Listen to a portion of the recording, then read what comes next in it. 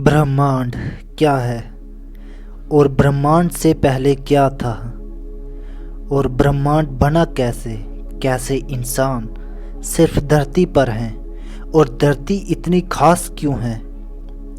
ये सवाल जितने जटिल हैं दोस्तों, उतने ही जटिल इसके कुछ उलझे हुए जवाब भी हैं। दोस्तों, हमारा ब्रह्मांड असीमित है। ये इतना बड़ा है कि कभी हम इसकी कल्पना भी नहीं कर पाएंगे। हमारे लिए ये एक बड़ी चुनौती भी है।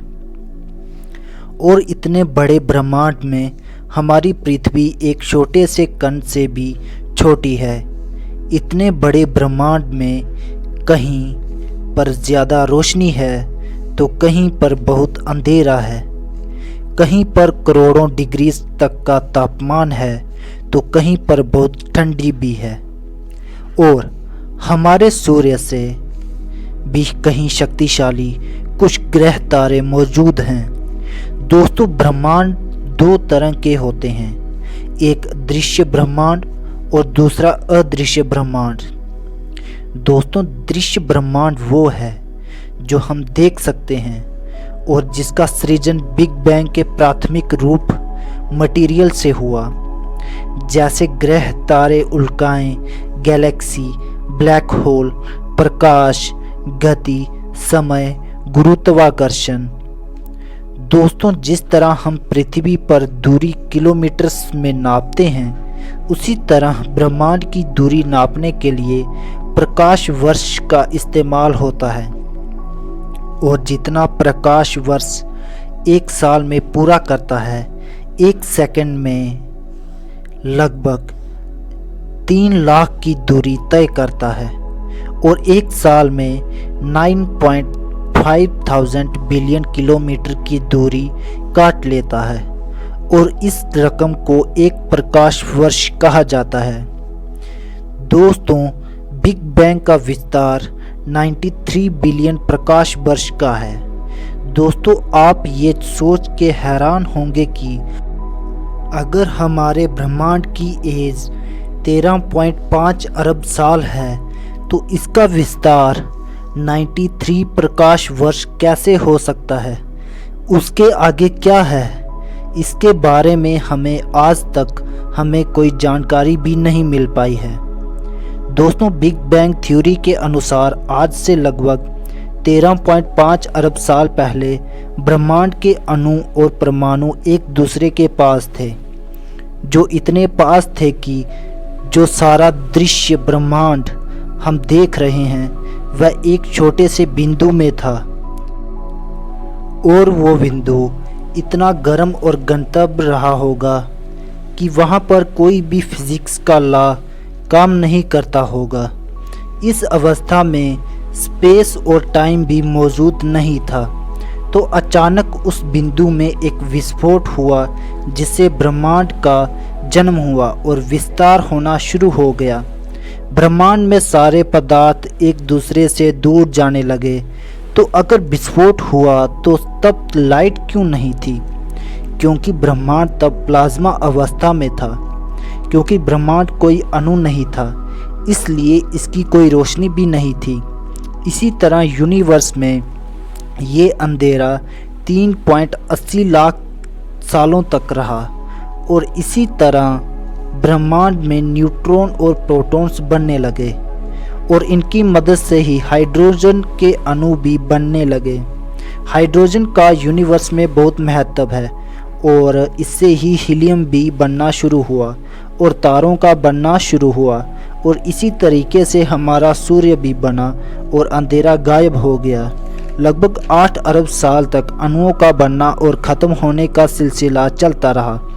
और 4.5 अरब साल पहले हमारा सूर्य और पृथ्वी का निर्माण हुआ। और धरती भी आग के गोले की तरह थी। उस वक्त धरती पर दिन केवल 8 घंटे का हुआ करता था।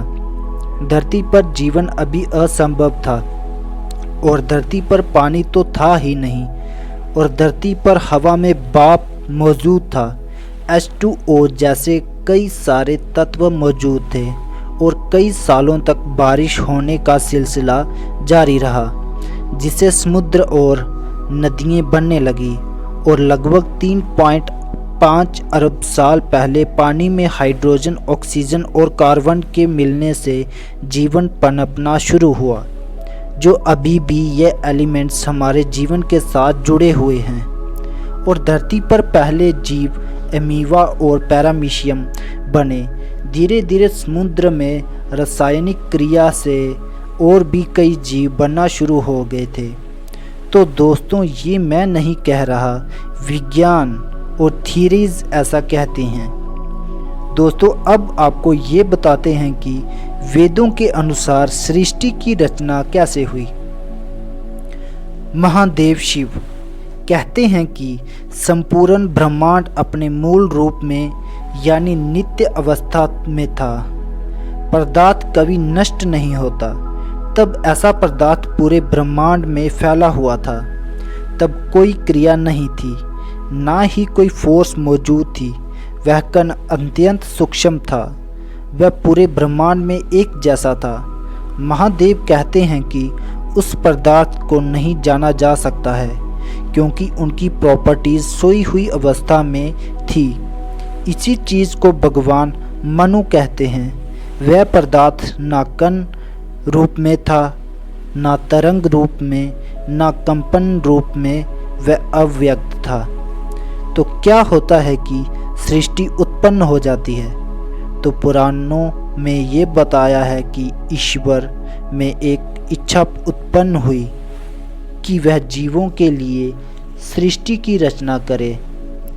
तब सर्वव्यापक ईश्वर सोई हुई प्रकृति को काल तत्व के माध्यम से जगाते हैं। उस प्रकृति की शांत अवस्था को भंग कर देता है और सूक्ष्म हलचल उत्पन्न कर देता है, जिससे सोई हुई प्रकृति के गुण प्रकट होने लगते हैं। हर जगह एक लहर रश्मि उत्पन्न होने लगती है, जिसे ओम रश्मि कहा जाता है। ओम रश्मि काल तत्व का जागृत रूप होती है। वह प्रकृति को अलग अलग रूप में परिवर्तित करती रहती है और पंच तत्व का जन्म हुआ, जिससे सबसे पहले आकाश और फिर आकाश से वायु, वायु से अग्नि, अग्नि से जल और जल से पृथ्वी का निर्माण हुआ। ये ब्रह्मांड अलग अलग अवस्था में ट्रांजिशन करता रहता है, यानी ब्रह्मांड ड्यूअल नेचर का हो जाता है। और ये ओम रश्मि ऐसा करती है। और संपूर्ण ब्रह्मांड वेदों के अनुसार ओम का ही विस्तार है। और दोस्तों, इंटरेस्टिंग बात ये है कि वेदों में ब्रह्मांड का विनाश भी लिखा है। जैसे ब्रह्मांड बना, उसी का उल्टा ही ब्रह्मांड धीरे धीरे मूल रूप में आने लगता है। फिर से ब्रह्मांड 0 सेकंड से 0 सेकंड में आ जाता है। ये ब्रह्मांड पहला नहीं है, इससे पहले असंख्य ब्रह्मांड बन चुके हैं और आगे भी सृजन और नष्ट होने की प्रक्रिया चलती रहेगी। तो ये एक साइक्लिक प्रोसेस चलती रहती है। लेकिन हम कहाँ से आए हैं और हमारा भविष्य क्या है? क्या ब्रह्मांड की शुरुआत में ही हमारा इतिहास रहा होगा? तो दोस्तों, नासिक्य सूतक के 5वें मंत्र में ऐसा लिखा गया है कि प्रकृति के समय आत्माएं भी थी, किंतु वह निचली अवस्था में थी। ये 3 अवस्था में थी: अव्यक्त प्रकृति, ईश्वर और आत्माएं। कुछ आत्माएं मोक्ष में होती हैं। कुछ आत्माओं के पूर्व सृष्टि के कर्म फल को देने के लिए नई सृष्टि का निर्माण होता है। इसलिए प्रकृति अवस्था में जो आत्माएं थी, उनके पूर्व सृष्टि के कर्म फल बाकी थे, जिनके लिए नई सृष्टि बनाई जाती है और हमें बनाया गया है ताकि हम कर्म करें और कर्म फल हमें प्राप्त हो, या कर्मा भी कह सकते हैं। अब हमारा भविष्य क्या है? वेदों के अनुसार अपने कर्मों के बंधन से छूटना ही हमारा लक्ष्य है। लेकिन दोस्तों, इसके लिए हमें ब्रह्मांड और सृष्टि के विज्ञान को जानना ही पड़ेगा। वेदों के अनुसार विज्ञान और आध्यात्मिकता को साथ में लेकर चलना चाहिए, क्योंकि ब्रह्मांड के बिना ईश्वर को और ईश्वर के बिना ब्रह्मांड को हम कभी समझ नहीं पाएंगे। इसलिए दोस्तों, दोनों को हमें एक साथ लेकर चलना होगा। तो दोस्तों, आज की वीडियो आपको ज़रूर पसंद आई होगी, क्योंकि इतनी फ़ायदेमंद जानकारी आपको दी है। हर एक चीज़ के बारे में हमने आपको अच्छे से बताया है। अगर आपको ये वीडियो अच्छी लगी हो तो इसे शेयर ज़रूर करें, और ब्रह्मांड की उत्पत्ति के बारे में अगर आपके कुछ सवाल या सुझाव हों तो नीचे कमेंट सेक्शन में ज़रूर बताएं। हमारे मल्टीवर्स ज्ञान चैनल पर ट्रेंडिंग और इंटरेस्टिंग वीडियोस देखने के लिए हमारे चैनल को सब्सक्राइब ज़रूर करें।